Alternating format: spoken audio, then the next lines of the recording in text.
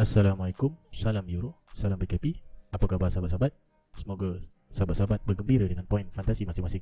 Terima kasih kerana menonton video saya pada hari ini. Baik sahabat-sahabat, hari ini saya ingin berkongsi pandangan saya tentang pusingan kalah mati. Hari ini kita akan lihat pasukan mana yang laluannya lebih mudah untuk ke suku akhir, ke semifinal dan final.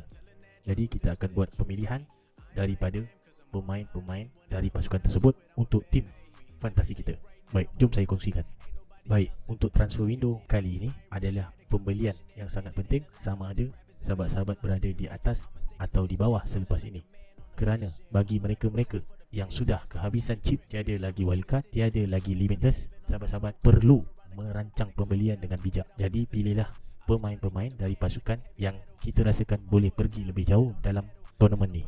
Baik, untuk pengetahuan juga, bagi pusingan quarter final, sahabat-sahabat hanya diberikan 3 free transfer sahaja. Oleh itu, pemilihan pemain pada pusingan kalah mati ini adalah sangat penting. Sahabat-sahabat kena pilih, kena predict pasukan-pasukan yang sahabat-sahabat rasa boleh pergi jauh dalam tournament ini. Jika tidak, masalah besar menunggu sahabat-sahabat. Baik, sebelum terlupa, saya ingin ingatkan sahabat-sahabat, saya risau ada yang terlepas pandang. Untuk pusingan kalah mati ini, sahabat-sahabat boleh pilih maksimum 4 orang pemain dari satu pasukan. Sebagai contoh, sahabat-sahabat minat pemain England, sahabat-sahabat boleh ambil Jordan Pickford, John Stone, Mason Mount dan Harry Kane. Baik sahabat-sahabat, apa yang sahabat-sahabat sedang lihat sekarang ialah overview pusingan kalah mati dan siapakah lawan mereka pada pusingan suku akhir sekiranya mereka melepasi pusingan kalah mati. Baik, di sini saya namakan quarter final A, quarter final B, quarter final C dan quarter final D. Baik, seperti yang sahabat-sahabat tahu, pasukan yang berada di quarter final A akan bertemu dengan pasukan yang berada di quarter final B untuk pusingan semifinal nanti. Quarter final C akan berjumpa,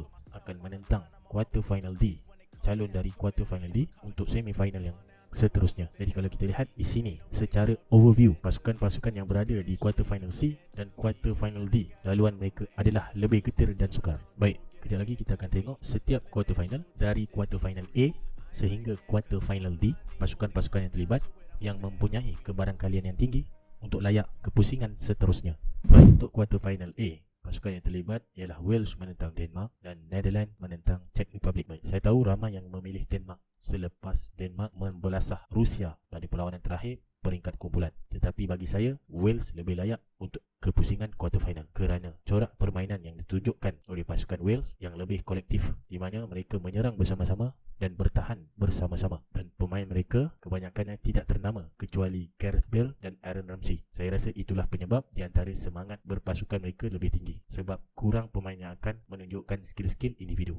Jadi bagi saya memilih Wales untuk kepusingan quarter final. Baik, untuk Netherlands menentang Czech Republic, ini saya tahu semua orang berpandangan yang sama, kelebihan adalah kepada Netherlands. Jadi saya jangkakan untuk pusingan quarter final, pasukan yang akan layak ialah Wales menentang Netherlands. Jadi sahabat-sahabat, untuk saya akan memilih pemain dari dua pasukan ini. Baik, untuk quarter final B, pasukan yang terlibat ialah Sweden menentang Ukraine dan England menentang Germany. Baik, bagi saya untuk perlawanan ini, kelebihan adalah kepada Sweden. Baik, pertama, Sweden bermain seperti Wales sebagai satu pasukan, bermain secara kolektif, dan bila bertahan hampir keseluruhan pasukan turun dan mereka bermain secara counter attack. Kalau sahabat-sahabat lihat statistik ball possession yang mereka miliki adalah sangat rendah kerana corak permainan yang ditunjukkan ialah counter attack. Jadi saya fikir untuk perlawanan ini yang akan layak ke quarter final ialah pasukan Sweden. Baik, untuk pasukan England menentang Jerman, ini yang banyak menjadi perbualan di mulut-mulut netizen, di mulut-mulut peminat bola sepak. Ramai yang mengatakan Jerman akan layak ke pusingan quarter final. Tetapi personally, bagi pandangan saya,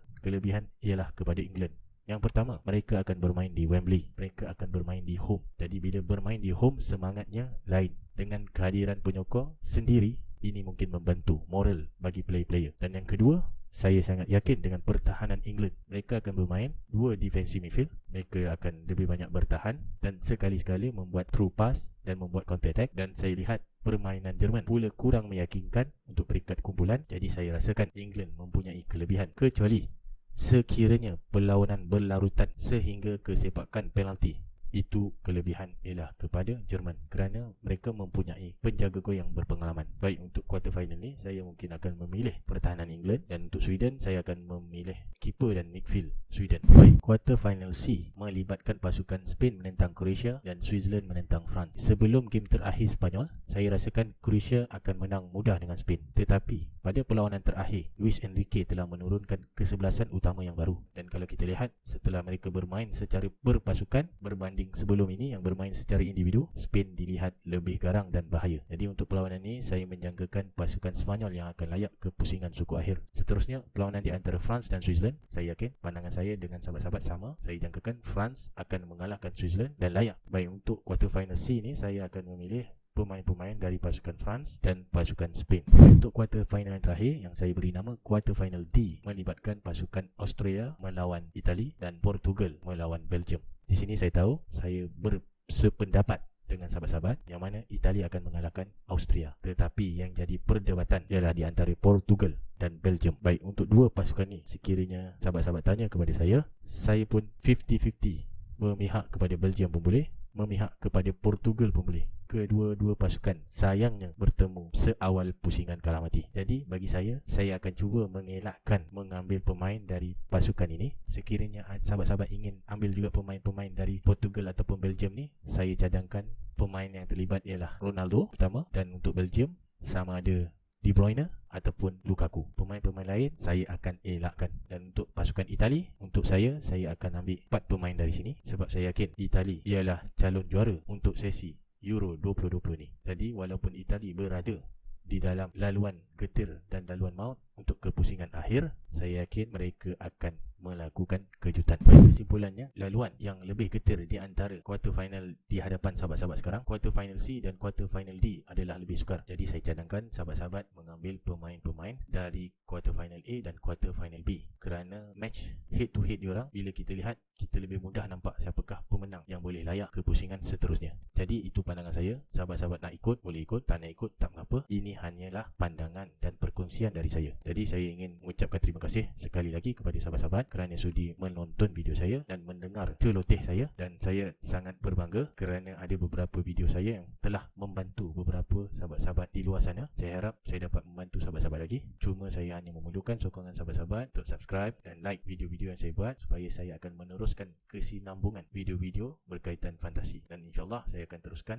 selepas Euro ini dengan fantasi Premier League. Saya akan cuba yang terbaik, beri info yang terbaik kepada sahabat-sahabat. Baik, jumpa lagi pada video yang akan datang. Sekian, terima kasih.